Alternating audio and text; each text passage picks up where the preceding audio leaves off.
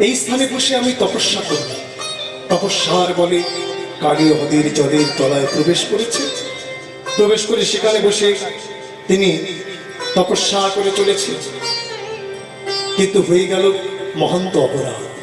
মহান্ত অপরাধটি কেমন? গরুর স্বর্গ হতে ফিরছিলেন, বড় অভুক্ত ছিল।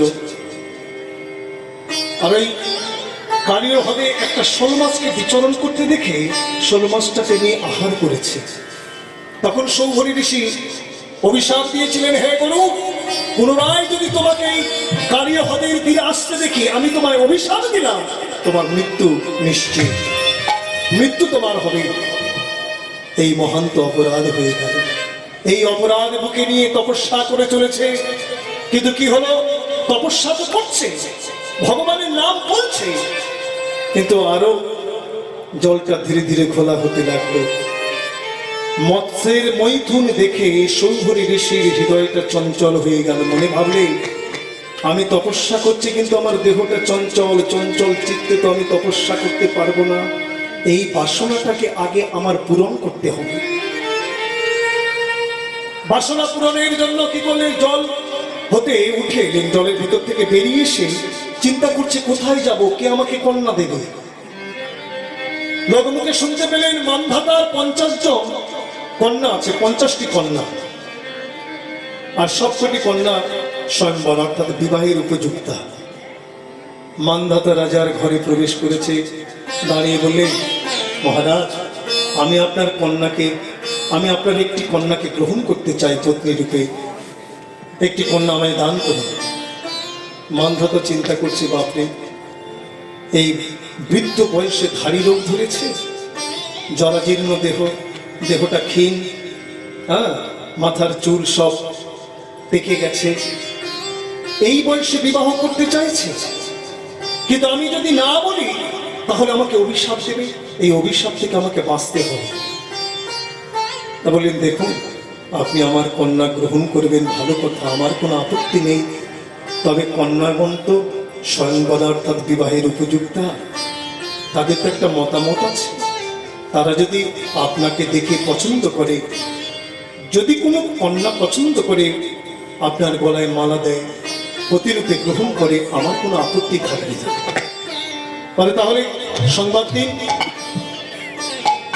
মানদাতা বলেন, যাও, কে আছো, যাও, খবর দাও, আমি একটা উপযুক্ত পাত্র পাঠাচ্ছি। যদি কারোর পছন্দ হয় তাহলে প্রতিরূপে গ্রহণ করতে পারে, আমার কোনো আপত্তি নেই। হরি বল, হরি বল। যখন রাজ অন্তঃপুরে প্রবেশ করছেন ঋষি, নিজের তপস্যার প্রভাবে ওই জরা ব্যাধিগ্রস্ত দেহটাকে ত্যাগ করে গন্ধর্বের ন্যায় সুন্দর রূপ ধারণ করেছে। অঙ্গ হতে জ্যোতি প্রকাশিত হচ্ছে, কি অপরূপ রূপ তার। কন্যাগণ ধেয়ে এলে, প্রথম কন্যা দেখে বলছে, আরে এত সুন্দর রূপের মানুষ। দ্বিতীয় জন বলছে, ও দিদি, তোর নয় রে, ও আমার। আরেকজন বলছে, আরে না, তোর নয়, আমার। এই বলে এক এক করে 50টি কন্যা সৌভরী ঋষির গলায় মালা দান করলেন। 50টি কন্যার স্বামী হলেন। ঘরে ফিরে গেল, রাধে রাধে, হরিবোল, হরিবোল।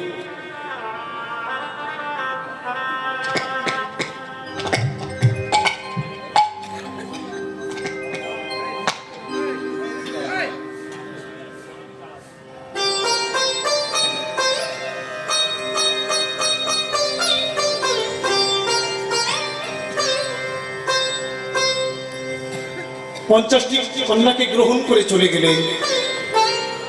মান্ধাতা চিন্তা করছে যে কন্যাগণ আমার এই রাজ অন্তঃপুরে থেকে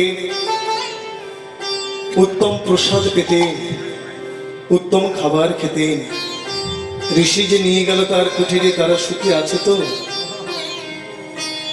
গেলেন মান্ধাতার কাছে, প্রথম কন্যাকে জিজ্ঞাসা করলেন, মা, তুমি ভালো আছো তো? রাজা দর্শন করে চোখ দাঁড়িয়ে গেছে, কেন তার যে সম্পত্তি, তার যা ঐশ্বর্য, তার দ্বিগুণ ঐশ্বর্য এই কন্যাটির। হরি বল।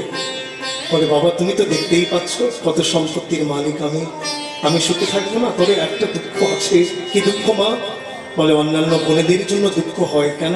আমার স্বামী সর্বদা আমার কাছে বর্তমান থাকে, আমি তাকে কোনোদিন আমার বোনেদের নিকটে পাঠাতে পারি না, এটাই আমার দুঃখ। দ্বিতীয় কন্যার কাছে গেলেন, ওই একই কথা, প্রচুর সম্পত্তির মালিক, কিন্তু ওই একই কথা। এক এক করে 50টি কন্যাকে জিজ্ঞাসা করলেন ওই একটাই কথা, আমি সুখে আছি কিন্তু অন্যান্য কন্যাদের জন্য বড় দুঃখ হয়। এর থেকে কি বোঝা যাচ্ছে? রাজা কি বুঝলেন? যে ঋষি তার ভজনের প্রভাবে 50টি কন্যার কাছে বর্তমান থেকে সংসার করছে। এক এক কন্যার 10টা করে সন্তান হলো, 500 সন্তানের বাবা হলেন সৌহরি ঋষি।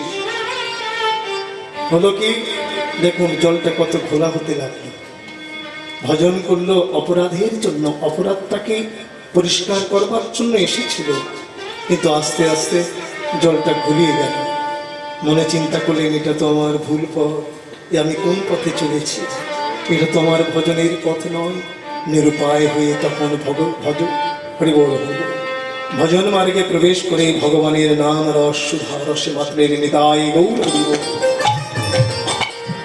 তাই অপরাধ চিত্তে হরিভজন হয় না, কৃষ্ণ কথায় এই অপরাধে দূরীভূত হয়।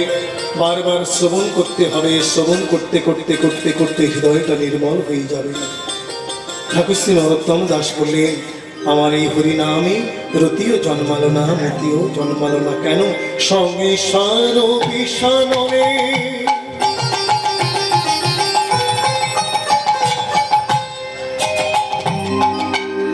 দিবানিশি হিয়া জলে, সংসার বিষাননে দিবানিশি হিয়া জলে, আমি জুড়াইতে না করি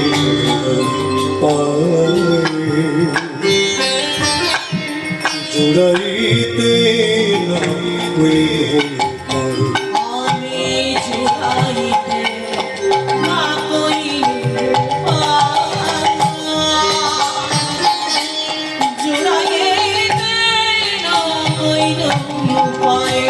আমি কোথা গেলে জুড়াইব, আমি কোথা গেলে জুড়াইব, আমি কোথা গেলে জুড়াইব, গেলে জুড়াইব। এই সংসার বিষয়ের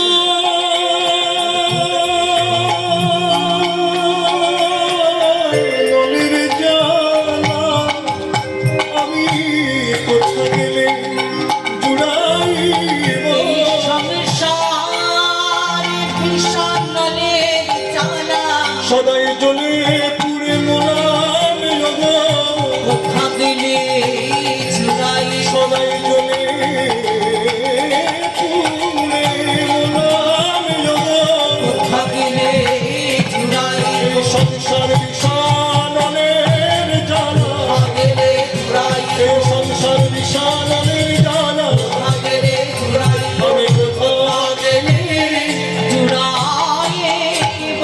ঠাকুর শ্রী নরোত্তম দাস বলছেন, সংসার বিষানলে দিবানিশি হিয়া জলে জুড়াইতে না করি উপায়।